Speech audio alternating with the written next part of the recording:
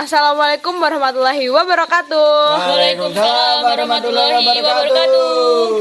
Oke, perkenalkan nama saya Devi Ayu Ramadona dengan NIM 20601241006 sebagai host, dan saya ditemani oleh host lagi yang bernama Zalza Yulufinda Yasin, biasa dipanggil Zalza dengan NIM 206012444041. Oke, di sini kita akan bincang-bincang tentang pertumbuhan dan perkembangan peserta didik. Oke, di sini kita kedatangan guest nih ya, guest Yang tamu. sangat tampan. Karena dia aman ya, Laki-laki sendiri. Iya, karena dia laki-laki sendiri. Coba Mas diperkenalkan dulu, namanya siapa? Oke, nama saya Hilal Dafasyudin dari kelas PJKRA dengan NIM 20601241118. Oke, berarti sudah siap ya Mas nih memaparkan materi-materi yang Sangat siap. Oke. Dengan deg-degan. Kalau nggak deg-degan mati dong. Benar-benar Bisa aja bercandanya. Oke, lanjut. suka bercanda emang. Yuk, kita masuk ke soal yang pertama ya. Nah, bagaimana sih caranya Mas Zilal itu menyampaikan kepada seorang anak mengenai sex education? Oke, kita langsung membahas sex education ya. Iya, oke, siap. Pendidikan seks baiknya diberikan jauh-jauh sebelum akil balik. Namun tak ada kata terlambat. Harus dibedakan antara seks dan seksualitas. Nih, saya jelaskan seks dan seksualitas itu ya. Seks adalah segala sesuatu yang menyangkut kelamin dan hubungan kelamin. Dan seksualitas adalah suatu yang menyangkut cara berpikir, cara berpakaian, mengutarakan pendapat dan bersikap. Kedua hal ini perlu diajarkan kepada anak agar mereka tumbuh menjadi perempuan dan laki-laki sesuai peran dan mampu menjaga dirinya.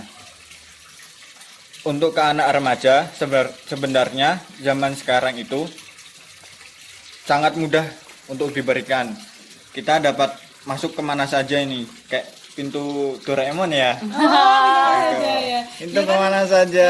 Kan sekarang ini apa ya? Semakin canggih ya teknologinya ya. Semua dapat diakses secara mudah. Ya.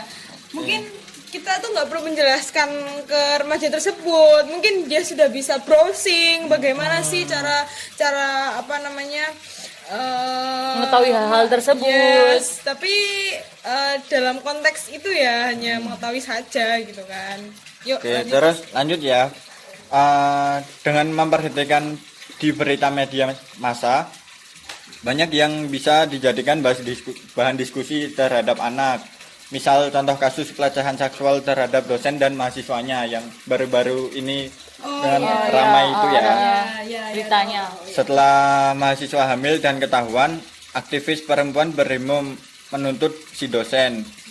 Kan sebelumnya bisa dicegah dulu kan? Iya, Bisa ada dijaga. tindakan preventifnya ya. Yes.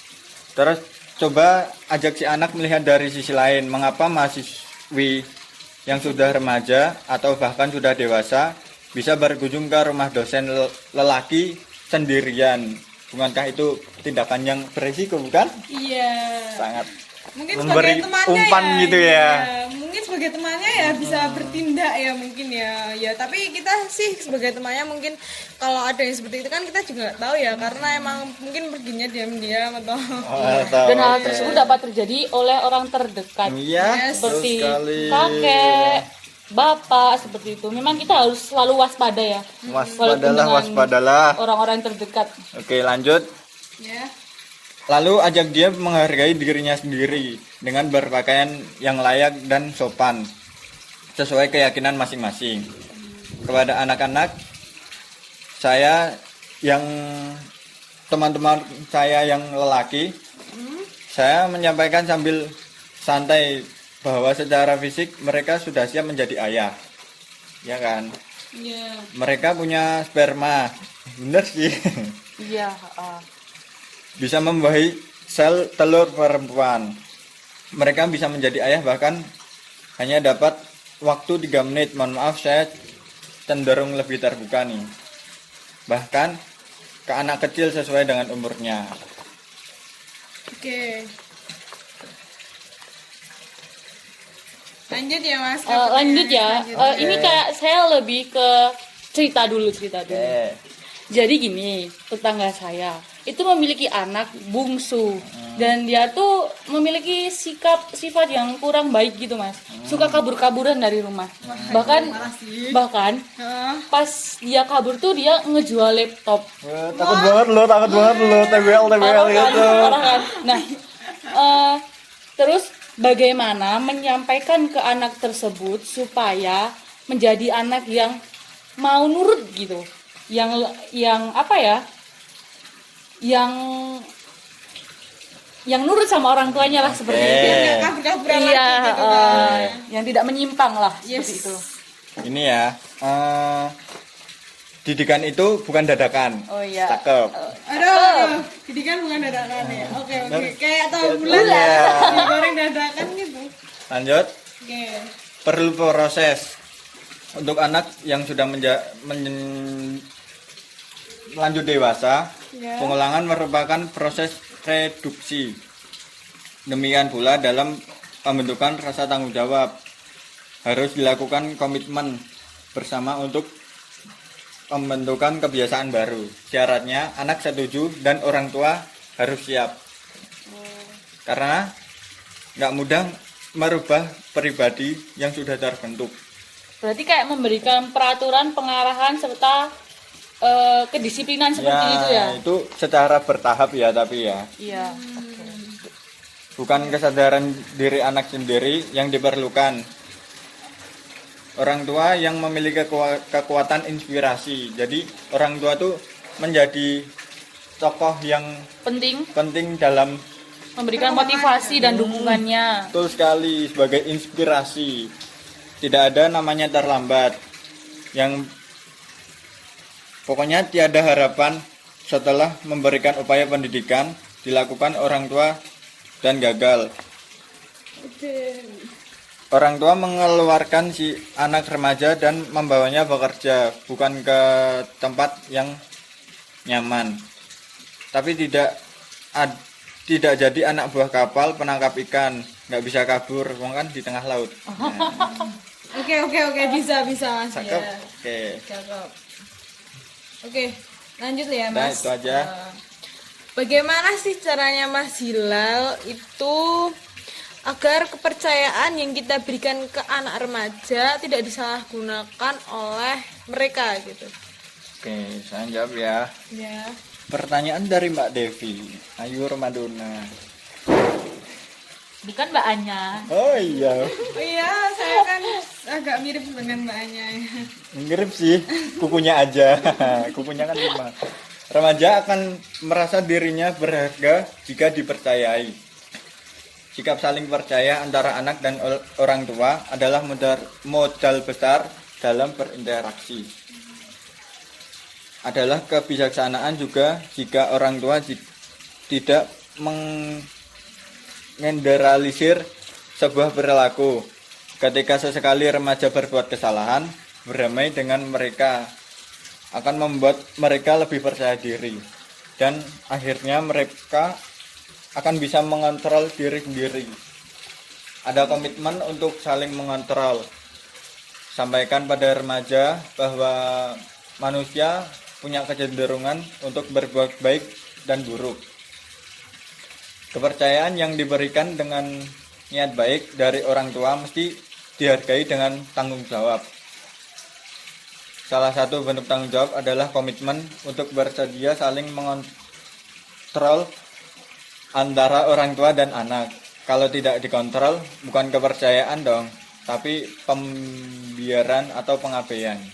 Oke, berarti intinya ini ya Mas, saling kontrol satu sama lain aja ya antara orang tua dan anak. Jadi jangan sampai kita itu lost kontak dengan orang tua kita gitu kan intinya. Saling memperhatikan satu dengan yang lainnya. Yes. Saya beri contoh, anak diberi kepercayaan untuk punya gadget sendiri, punya HP sendiri. Wujud tanggung jawabnya adalah password yang diketahui orang tua saya tahu passwordnya dan mereka akan ngasih tahu passwordnya tersebut. Oke. Tapi kan jarang juga bukain gadget mereka kan, mending buka gadget saya. Ya enggak? Iya.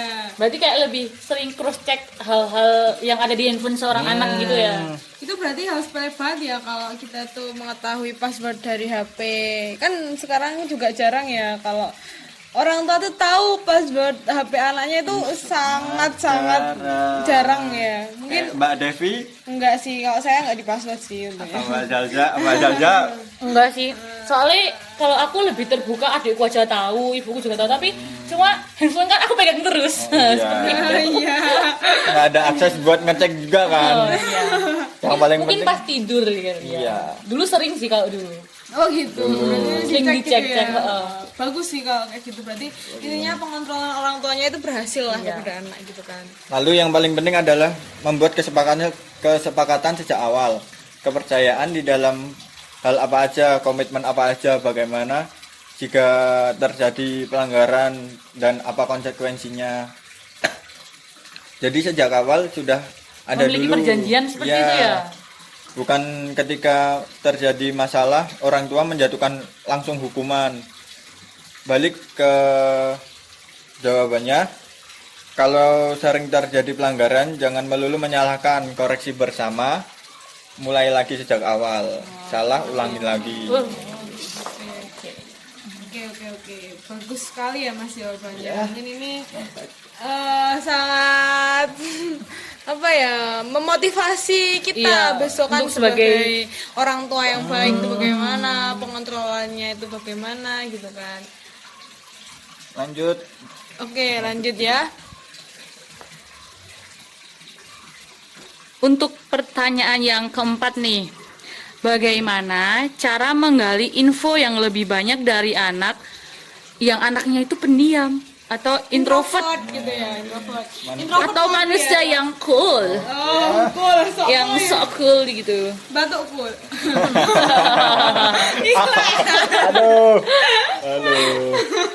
Jadi itu setertutup apapun seseorang, dia tetap membutuhkan interaksi kepada orang lain kan. Ya, paling tidak orang tuanya mungkin ya.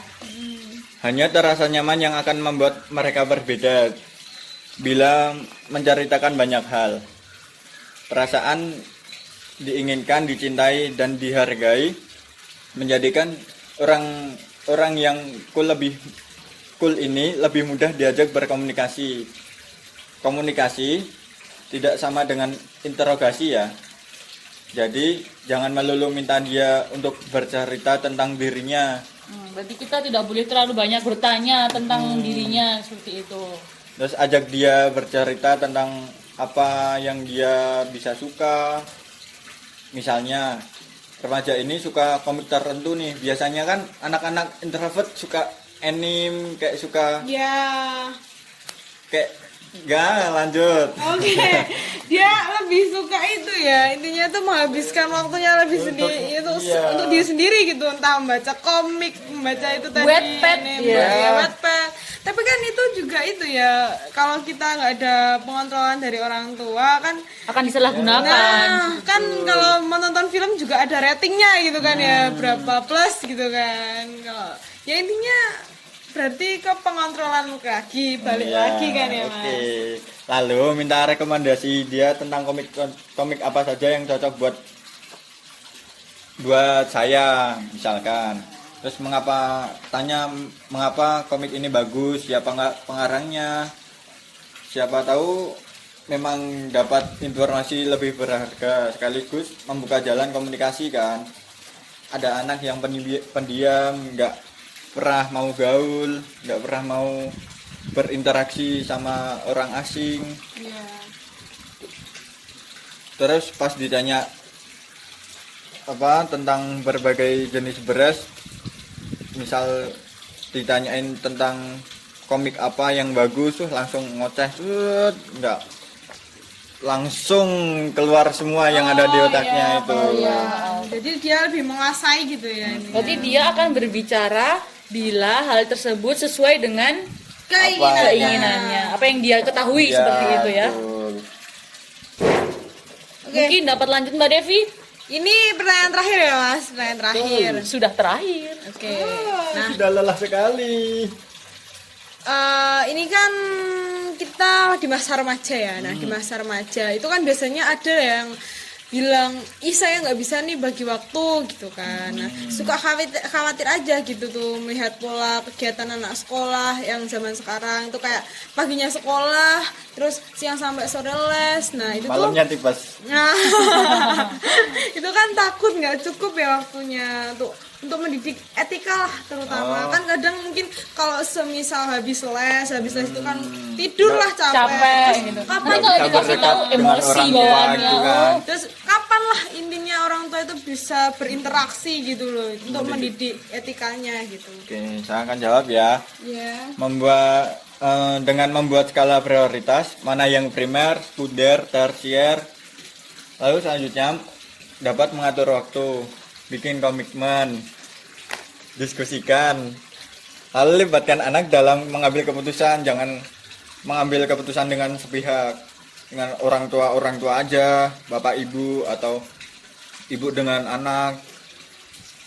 Ajaklah mereka kumpul diskusi Berarti kayak quality time ya, dicari hari slownya gitu. Iya, Misalnya hari benar. Minggu ayo kita kumpul-kumpul, kita ngobrol, komunikasi Itu juga gitu. nggak harus di rumah ya. Iya, Mungkin kita bisa hang out kemana iya, lah gitu liburan, kan. sambil- liburan. Nah, itu kita enak ke aja. puncak, kita ke pantai, honeymoon, tidak dong. Dan selanjutnya hal ini akan membuat mereka lebih tanggung jawab. Komitmen bisa dipegang jika ada yang meleset, orang tua bukan sekedar mengingatkan, langsung melulu menyalahkan anak, dan anak diajak memilih mana prioritasnya. Sesuaikan juga dengan kondisi fisiknya, kondisi keuangan keluarga juga. Jangan sampai anak maksain les karena teman-temannya ikut, kan banyak nih. Lalu terus dia menjadi lebih mudah sakit. Intinya ikut-ikutan gitu kan ya Mas. Gengsi, gengsi. Padahal dia tuh nggak minat sebenarnya di itu, tapi karena melihat teman-temannya, oh itu mungkin les renang ya udah. Berarti memaksakan aku kemampuan ikut, diri gitu. sendiri. Iya, kadang dia juga suka nggak mikir ya kemampuan saya tuh sampai mana. Dan kemampuan orang tuanya, finansialnya, iya. memaksakan. Benar. Lalu peran teman-teman juga sangat kuat nih. Jika anak terlihat cenderung mengambil keputusan karena rame-rame aja, ada kemungkinan rasa percaya dirinya kurang. Sebabnya, kita bisa merujuk ke pertanyaan tentang memberi kepercayaan terhadap anak ya. Salah satu lagi ada, menurut saya penting adalah pastikan anak bukan hanya menyukai kegiatan yang dipilihnya. Artinya, di usia remaja, dia juga bisa diajak memilih kegiatan yang bermanfaat. Misal, di ekskulkan apa, olahraga apa yang dia sukain, atau ikut klub di luar sekolahnya gitu. Mungkin ekstra-ekstra yang udah disediakan sekolah pramuka seperti itu. Itu kan bisa dapat Ada ya? memajukan anak. Mengembangkan potensinya Ya, gitu kan ya, betul. sesuai dengan kemampuannya lah.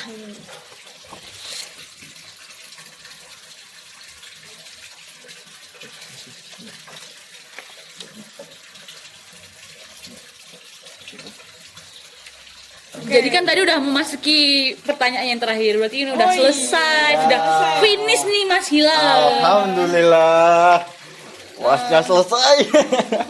Ini ya berarti kita banyak belajar sih intinya. Mengenai sex education untuk anak. Terus Terus pendekatan orang tua Iya, ke terhadap- anak gitu ke gimana anak. gitu kan. Perhatian orang tua ke anak. Berarti memang sangat penting sekali untuk Yes. kita juga sebagai calon orang tua calon orang nantinya. tua. pendidik ya. Iya. Amin. Amin. Oke, terima kasih ya Mas Hila sudah menyampaikan Paparan materi yang materi. sangat jelas ya. Iya. Terima kasih buat host yang cantik-cantik. Terima kasih sama-sama. Kalau di kamar mandi sendirian ya. Oke, langsung saja kita tutup bersama-sama ya. Wassalamualaikum warahmatullahi wabarakatuh. Sampai jumpa. Bye-bye.